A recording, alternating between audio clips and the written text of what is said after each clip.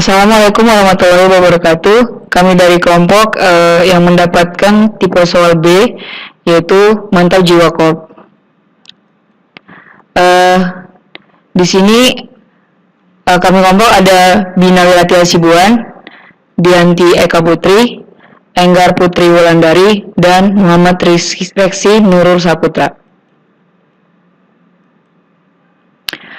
Studi kasus yang kami analisis di sini itu ya ITOK mendirikan Mantap Jiwa Corp yang bergerak di bidang usaha restoran yang kemudian diberi nama Kenyang di Jalan atau KDJ. Konsep usahanya adalah usaha mobile sehingga pelanggan merasakan pengalaman menyantap hidangan di dalam bus yang bergerak.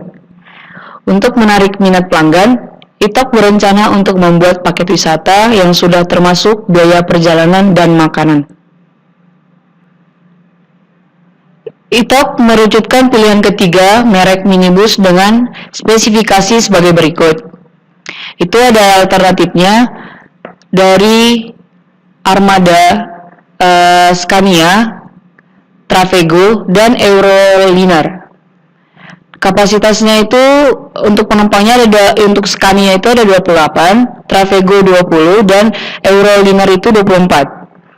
Konsumsinya itu untuk biaya bahan bakarnya Scania itu 3 km per liternya, untuk Travego 1,5 km per liternya, dan Euroliner 2 km per liternya. Selanjutnya itu untuk harga beli di Armada, Scania, Travego, dan Euroliner itu diperhatikan di tabel. Untuk biayanya itu semua berbeda-beda. Selanjutnya itu rental per tahunnya juga harganya berbeda-beda. Dan terakhir itu untuk biaya servis per bulannya juga harganya boleh diperhatikan di tabel. Pengeluaran yang diperlukan itu adalah sebagai berikut, yaitu gaji koki, gaji waiter, gaji driver, harga bahan bakar, biaya operasional, investasi peralatan masak, dan biaya bahan makanan dan minuman. Selanjutnya, KDJ akan menjadwalkan 2 keberangkatan dan akan berhenti di beberapa spot. Jarak antar spot itu adalah sebagai berikut, bisa diperhatikan di tabel. Kita perhatikan salah satu daerah itu dari daerah Dayakolot ke daerah Bobatu dengan jarak 10 km. Selanjutnya itu untuk data total demand dari jenis usaha yang akan dilakukan ITOK adalah sebagai berikut. Kita perhatikan di tabel juga, salah satunya itu untuk daerah Dayakolot, demand per harinya itu pada weekday itu 15, dan demand per hari untuk weekend itu 50. Bagaimana analisis dan solusi untuk kasus ini? Di sini kita perhatikan pertama dari pendekatan sistem. Pendekatan sistem itu ada aspek struktur, itu yang terdiri dari KDJ, Mantap Jiwa Corp, PT SWAG, ITOK, Bank, Konsumen, Telkom University, Pesaing, Konsultan, Supplier, Demand, Tipe Mobil, Minibus, Koki, Waiter, Driver, Paket Wisata. Selanjutnya kita perhatikan lagi pada aspek prosesnya. Itu terdiri dari untuk menentukan rute minimumnya, proses pembelian minibus termurah, pelayanan kepada pelanggan, pengoperasian minibus, perawatan minibus. Berikutnya itu ada aspek keterkaitan. Aspek keterkaitan itu ada pemilihan jenis minibus yang memiliki kos terkecil, biaya pemeliharaan minibus per bulannya, biaya operasional per bulannya, biaya gaji karyawan per bulannya, biaya investasi per bulannya, biaya bahan bakar per liternya, dan yang terakhir, biaya bahan makanan dan minuman per porsinya. Berikut adalah tampilan rich picture. Pertama kita perhatikan dari pelanggan. Di sini pelanggan datang untuk dapat menikmati fasilitas yang disediakan oleh restoran KDJ ini. Yaitu ada fasilitas dari busnya sendiri, dan juga ada fasilitas makanan yang tersedia di dalam bus. Nah, di sini juga TikTok sebagai pemilik restoran harus mengeluarkan biaya untuk memenuhi keinginan dari pelanggan tersebut, yaitu biaya untuk pengeluaran dari bahan bakar, untuk bahan bakar, bahan baku makanannya, pembelian minibusnya, dan juga untuk gaji karyawan seperti koki, waiter, dan drivernya.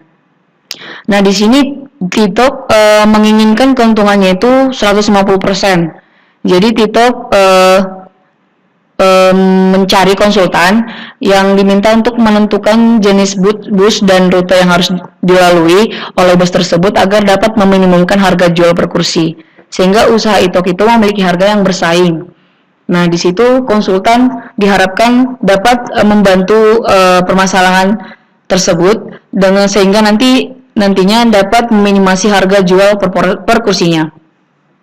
Terakhir itu hasil dari itu semua akan memperoleh demand yang untuk mengembalikan kembali setiap pengeluaran yang telah dikeluarkan oleh TikTok sendiri. Soal kita mengetahui trade-off-nya itu, pertama yaitu bila ukuran bus kecil, biaya yang dikeluarkan kecil dan pesanan sedikit dan sebaliknya. Kemudian bila ukuran bus besar, biaya yang dikeluarkan itu besar dan pesanannya juga banyak.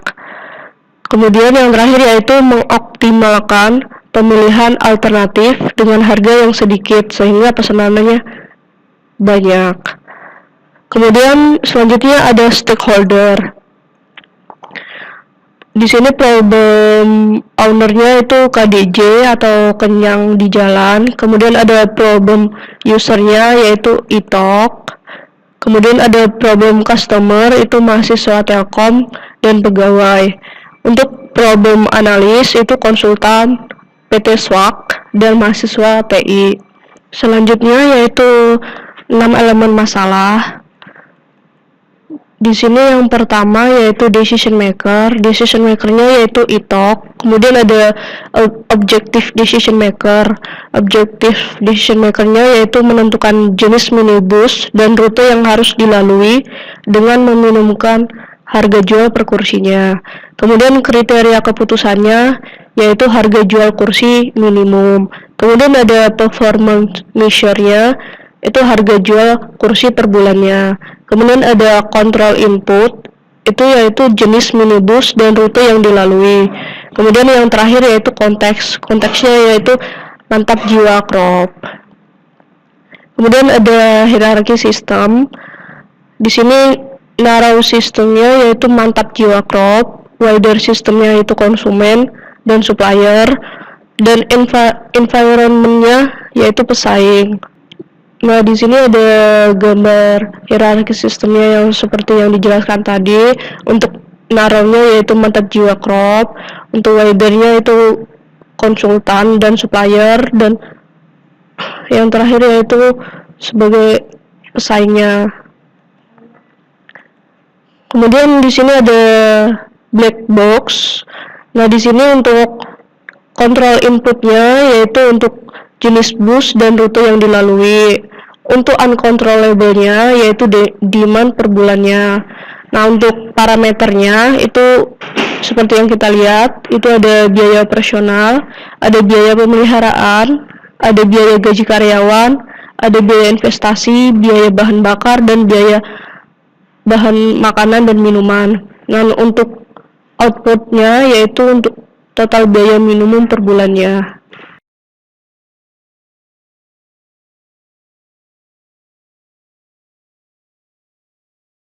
Nah, di sini uncontrollable inputnya itu ada demand yang kayak seperti di gambar tadi. Kemudian uncontrollable inputnya itu jenis minibus dan rute yang dilalui.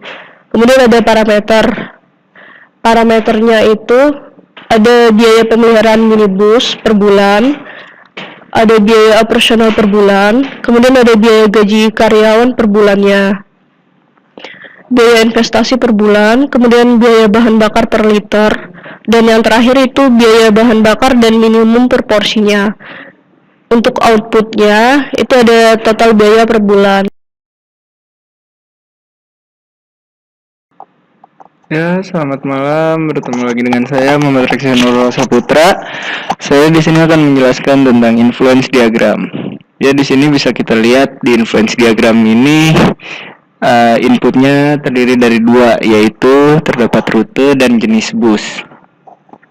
Di sini di influence diagram ini kita akan mencari harga jual per kursi, di mana harga jual per kursi itu didapatkan dari total cost per bulan, total profit per bulan, dan total demand per bulan. Dan perlu diingat bahwa awan yang berbentuk awan itu adalah uncontrollable input dan yang bulat itu controllable input. Selanjutnya kita akan masuk kepada model matematis.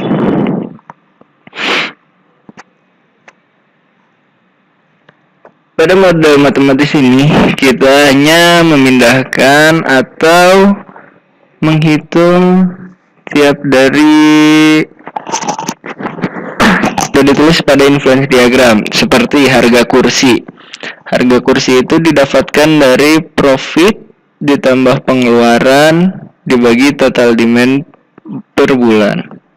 Total demand per bulan didapatkan dari demand hari dikali 30 hari. Bisa kita lihat bahwa semuanya sudah tercantum pada model matematis ini. Dan selanjutnya kita akan melakukan perhitungannya. Kita melakukan perhitungan menggunakan metode pemrograman deterministik.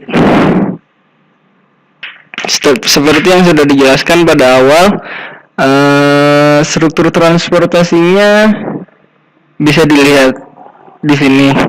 Kita memisalkan dari Dayakolot itu A, Buah Batu adalah B, Soekarno-Hatta adalah C, Pelajar Pejuang adalah D, Muhammad Ramdan adalah E, dan Karapitan F, G merupakan kebun kelapa, dan H Masjid Agung, I Braga, J Perintis Kemerdekaan, dan K Merdeka. Di sini terdapat angka-angkanya itu merupakan jarak antara semisal A ke B itu 10, berarti itu adalah Dayakolot ke Buah Batu berjarak 10. Saat ini kita akan melihat perhitungannya.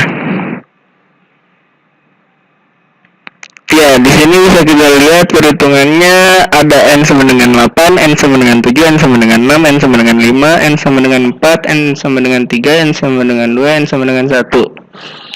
Itu merupakan prosesnya.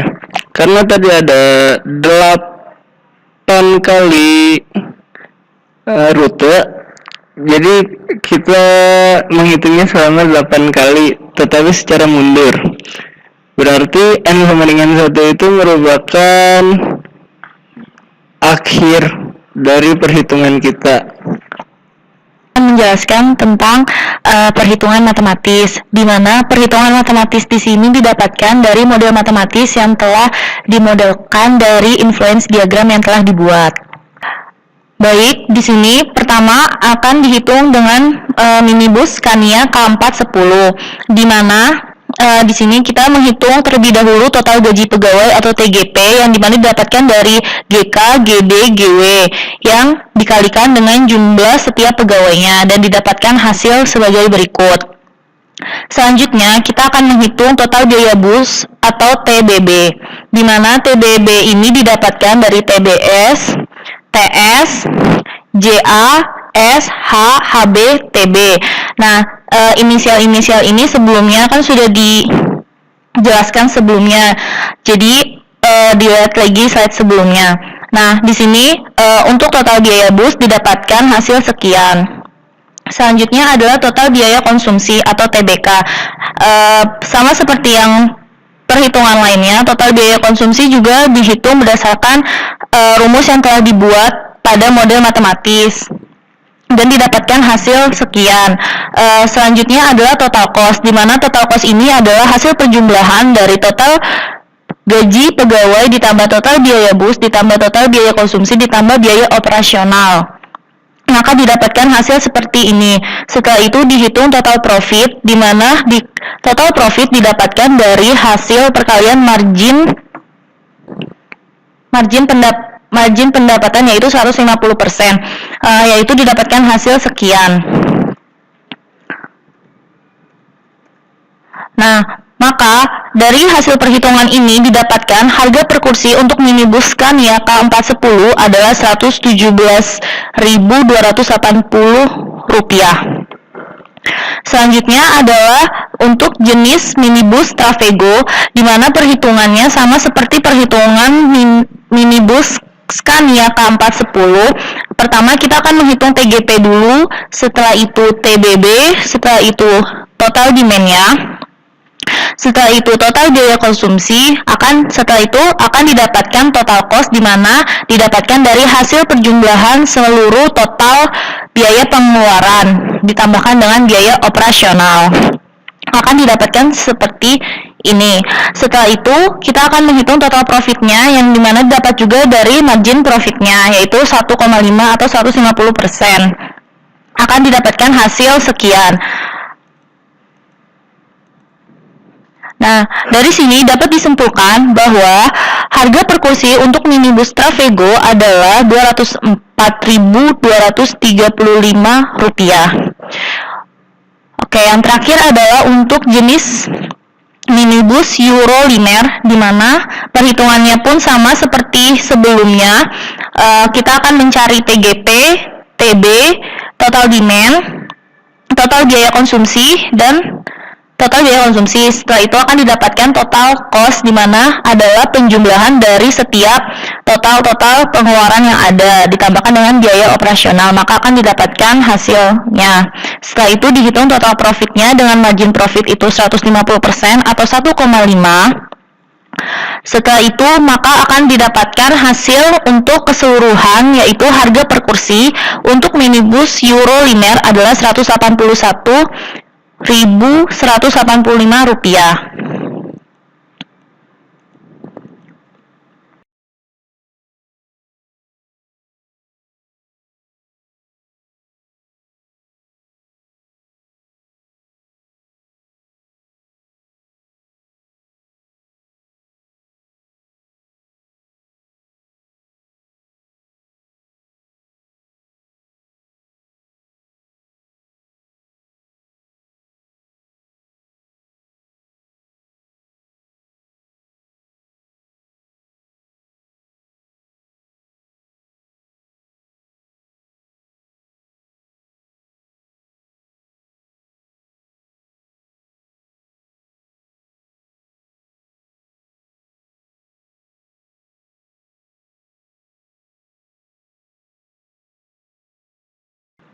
Nah, kesimpulannya adalah berdasarkan pengolahan dan perhitungan yang telah dihitung, didapatkan hasil rute dengan jarak minimum yang dihitung menggunakan metode pemrograman dinamis deterministik adalah dengan jarak 33 km, di mana rute jalan yang terbaiknya adalah dari A ke C, ke E, ke G, ke H, ke I, dan ke K, atau bisa juga ke A, ke C, ke E, ke G, ke H, ke J, dan ke K, di mana dari hasil dua alternatif ini sama-sama menghasilkan jarak terminimum yaitu 33 km. Setelah itu, didapatkan juga harga jual kursi yang paling minimum dengan menggunakan model matematis yang telah dihitung adalah Rp177.280, di mana itu adalah jenis minibus Scania K410. Oke, baik, cukup sekian presentasi dari kelompok kami. Kurang lebihnya mohon maaf. Wassalamualaikum warahmatullahi wabarakatuh.